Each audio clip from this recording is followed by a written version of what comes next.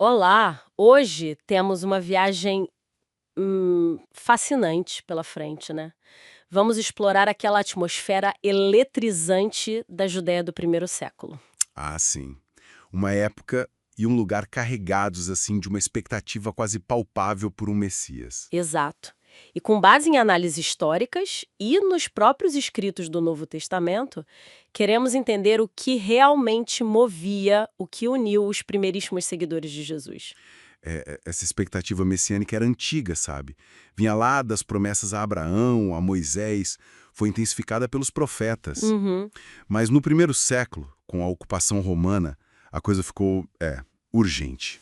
A grande questão era, quem seria esse Messias? Sim, um líder guerreiro, um mestre da lei. Ou algo mais, tipo sobrenatural? Essa incerteza toda abriu espaço para figuras como Judas da Galileia ou Simão, que tentaram, capitalizar essa esperança, né? E essa esperança era também alimentada por uma corrente de pensamento muito particular, a literatura apocalíptica, certo? Precisamente.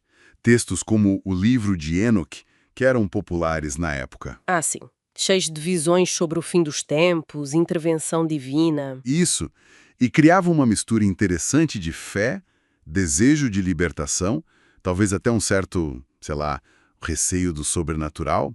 A gente vê ecos disso nos evangelhos. Como quando André diz a Pedro: encontramos o Messias. Era essa a mentalidade. Exatamente. E é nesse ambiente que surgem os primeiros discípulos. Eram, na sua maioria, judeus comuns, gente devota que frequentava o templo. Muitos vinham da Galileia, gente simples. Claro, tinha também gente da diáspora e algumas exceções notáveis, como o Nicodemos. E como eles se identificavam? Olha, primeiro discípulos, depois irmãos, começaram a ter encontros próprios, principalmente para refeições que ganharam um novo significado, como a tal fração do pão. Interessante que, apesar de se reunirem à parte, as fontes sugerem que eles não se viam como uma seita fechada, né?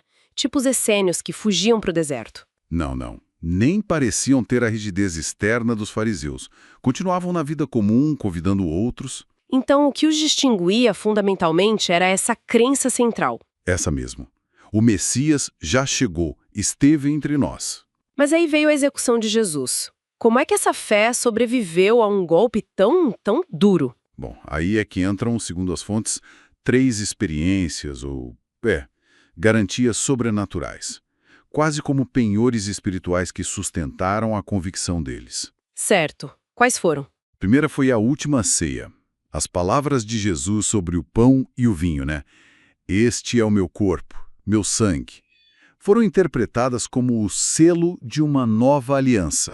Uma nova aliança, um conceito judaico fundamental, mas aqui reinterpretado de forma radical em torno da pessoa e do sacrifício de Jesus. Entendo. Exatamente. A morte dele, em vez de ser o fim, virou a confirmação dessa aliança. Mas dessas garantias, a ceia, a ressurreição, o Pentecostes, qual teve o impacto mais, assim, imediato? Imagino que a ressurreição tenha sido o divisor de águas, não? Sem dúvida alguma. A ressurreição foi o pilar central. Foi vista como a prova definitiva da divindade de Jesus, da sua vitória sobre a morte. Os testemunhos foram cruciais, imagino. Cruciais, desde as mulheres no túmulo até as aparições para centenas de pessoas. E a ascensão depois reforçou o estado celestial dele. Virou até critério para ser apóstolo, né? Li que Matias precisava ser testemunha da ressurreição. Isso mesmo. E Paulo resumiu de forma muito direta. Se Cristo não ressuscitou, a nossa pregação é vã. Não podia ser mais claro. E depois veio o Pentecostes, o terceiro penhor, o derramamento do Espírito Santo. Cumprindo promessas do próprio Jesus e profecias antigas como de Ezequiel. Isso parece ter sido a ignição final, né? Transformando o medo em ousadia, como a gente vê no discurso de Pedro. Foi aí que nasceu a igreja, como comunidade visível, com missão. Sim, o Pentecostes foi fundamental. Marcou o nascimento da igreja como essa entidade capacitada pelo Espírito. Receber o Espírito virou um passo essencial. E essa comunidade começou a crescer, então. E como? De um grupo pequeno, talvez 120, talvez 500, para milhares em Jerusalém. Claro, ainda eram minoria, mas o crescimento foi rápido. E já com alguma estrutura. Sim, uma estrutura emergiu, centrada nos 12 apóstolos. Pedro tinha um papel de liderança bem evidente, e figuras como Tiago, irmão do Senhor, também ganharam destaque. E eles desenvolveram práticas comunitárias próprias, né? O batismo como rito de entrada. Indispensável. E a imposição das mãos, uma prática antiga, para conferir o Espírito. E as refeições comunitárias, o ágape, a fração do pão. Isso parece ter sido muito importante para a identidade deles. Com certeza. A fração do pão era mais que uma refeição, era comunhão profunda com Cristo e entre eles. O espírito dessa comunidade primitiva é descrito de forma muito forte, né? Um só coração e uma só alma. Exato. E isso se traduzia numa generosidade impressionante. Partilha de bens, gente vendendo propriedades. O exemplo de Barnabé é contrastado com aquele episódio trágico de Ananias e Safira, que mostra a seriedade disso. Mostra que não era brincadeira. De jeito nenhum. Era um ambiente de fervor, de fraternidade.